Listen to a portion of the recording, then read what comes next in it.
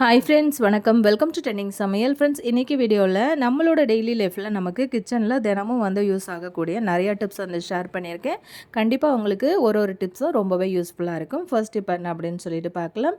நம்ம வந்து தினமும் சமையலுக்காக வந்து தேங்காய்லாம் யூஸ் பண்ணுவோம் இல்லையா? அந்த தேங்காய் வந்து யூஸ் பண்ணினதுக்கப்புறம் அந்த தேங்காயோட ஓடை வந்து நம்ம தூக்கி போட்டுருவோம்.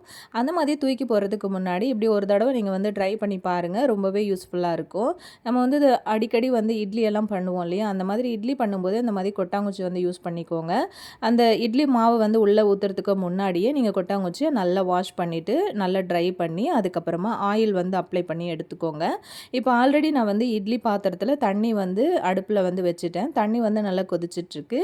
இப்போ வந்து இட்லி மாவு வந்து கலந்து எடுத்து வச்சுருந்தேன். இது ஒரே ஒரு கொட்டாங்குச்சி மட்டும் இந்த இட்லி வந்து பண்ணுறதுக்காக நான் யூஸ் பண்ணியிருக்கேன். உங்கள்கிட்ட நிறைய ஒரு 4, 5 கொட்டாங்குச்சி இருந்தது அப்படின்னா நீங்கள் அந்த மாதிரி வந்து ஊற்றி பண்ணும்போது சீக்கிரமாக உங்களுக்கு வந்து வேலையுமே முடிஞ்சிடும். இந்த மாதிரி நீங்கள் வந்து கொட்டாங்குச்சியில் இது வரைக்குமே வந்து இட்லி ட்ரை பண்ணல அப்படின்னா ஒரு தடவை வந்து ட்ரை பண்ணி பாருங்கள். ரொம்ப சாஃப்டாக இருக்கும்.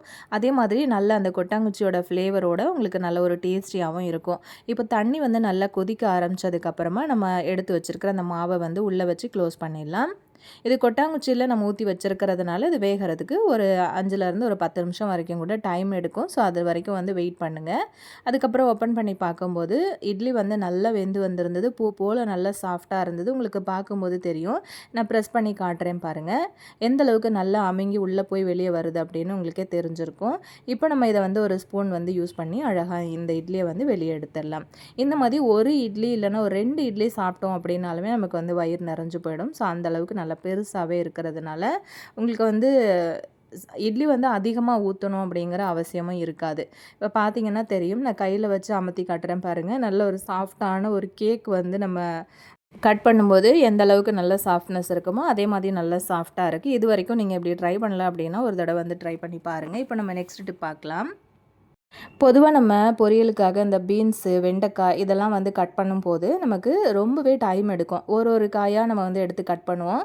அந்த மாதிரி பண்ணும்போது நமக்கு ரொம்பவே டைம் எடுக்கிற மாதிரி இருக்கும். அந்த மாதிரி இல்லாமல் நீங்கள் ஒரு 10 நிமிஷம் வந்து ஒரு 1/2 கிலோ பீன்ஸ் வந்து கட் பண்ணுறீங்க, அதுக்கான டைம் எடுக்குது அப்படின்னா ஒரு 2லேருந்து 3 நிமிஷத்துலேயே ரொம்ப குயிக்காக நீங்கள் வந்து இந்த பீன்ஸை வந்து அழகாக கட் பண்ணி எடுத்துடலாம். ஸோ இப்போ பார்த்தீங்க அப்படின்னா நான் வந்து ஒரு 2 பேருக்கு தேவையான அளவுக்கு பீன்ஸ் வந்து எடுத்திருக்கேன். அதோட அந்த நார் வந்து பார்த்திங்கன்னா 2 பக்கமும் இருக்கும்ல, அதை வந்து கட் பண்ணிவிட்டு நம்ம இழுத்தோம் அப்படின்னா அழகாக அந்த நார் எல்லாமே நமக்கு வந்துடும். அதுக்கப்புறம் அந்த பீன்ஸை நல்லா தண்ணியில் வாஷ் பண்ணி எடுத்துக்கிட்டேன். இப்போ நான் இதை வந்து அரேஞ்ச் பண்ணி காட்டுறேன். இந்த மாதிரி ஃபுல்லாக நீங்கள் வந்து அரேஞ்ச் பண்ணிக்கோங்க. இதே மாதிரி தான் பீன்ஸ் நம்ம எப்படி பண்ணுறோமோ அதே மாதிரி வெண்டைக்காவும் நீங்கள் வந்து கட் பண்ணுறீங்க அப்படின்னா இப்படி வந்து செஞ்சு பாருங்கள். உங்களுக்கு வேலை வந்து சீக்கிரம் முடிஞ்சிடும். டைமுமே வந்து ரொம்பவே சேவ் பண்ண முடியும். அழகாக இந்த மாதிரி அரேஞ்ச் பண்ணி எடுத்துட்டோம் இல்லையா? அதுக்கப்புறமா இந்த மாதிரி வந்து ரப்பர் பேண்ட் வந்து போட்டு விட்டுருங்க. அந்த பீன்ஸோட மொன பகுதியில் ஒரு பக்கம் மட்டும் போட்டால் போதும். நான் வந்து இன்றைக்கி 2 ரப்பர் பேண்ட் வந்து போட்டிருக்கேன். அந்த ரப்பர் பேண்ட் வந்து போட்ட பகுதியை விட்டுட்டு அடிப்பக்கத்தில் இருந்து இப்படி வந்து கட் பண்ணிட்டே வாங்க. இப்படி வந்து தொடர்ந்து கட் பண்ணும்போது நீங்கள் ஒரு 20லேருந்து 25 பீன்ஸ் கூட சேம் ஒரே டைமில் நீங்கள் வந்து அழகாக பொடியாக நீங்கள் வந்து நறுக்கி எடுத்துடலாம். இந்த மாதிரி செய்யும்போது நமக்கு வேலையுமே ரொம்ப மிச்சமாகும். டைமும் வந்து ரொம்பவே சேவ் பண்ண முடியும். ரொம்ப குயிக்காக நம்மளோட சமையல் வேலையும் வந்து முடிச்சிட முடியும். பார்த்திங்கன்னா உங்களுக்கு தெரியும். ரொம்ப பொடியாக அழகாக நம்ம வந்து கட் பண்ணிட்டோம் இல்லையா? இப்போது இந்த பக்கம் திருப்பி அந்த மீதி இருக்கிற பீன்ஸையும் வந்து அழகாக இப்படி கட் பண்ணி எடுத்துக்கோங்க. இப்போ ரப்பர் பேண்ட் வந்து நமக்கு சூப்பராக தனியாக கலண்டு வந்துருச்சு. இந்த ஐடியாவும் உங்களுக்கு ரொம்பவே யூஸ்ஃபுல்லாக இருக்கும் அப்படின்னு நினைக்கிறேன். இப்போ மெம்பர்ஸ் வந்து அதிகமாக இருக்கும்போது நம்ம சமையல் வந்து பண்ணுறோம், காய் வந்து பொரியலுக்கு கட் பண்ணுறோம் அப்படின்னா நமக்கு ரொம்ப டைம் எடுக்கும் இல்லையா?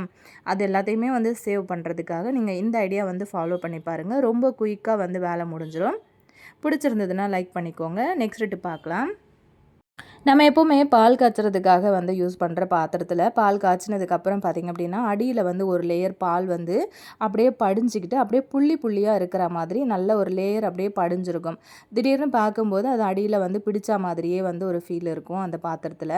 அந்த மாதிரி பிரச்சனையை அவாய்ட் பண்ணுறதுக்கு பால் வந்து நீங்கள் காய்ச்சும் போது இந்த மாதிரி செஞ்சு பாருங்கள்.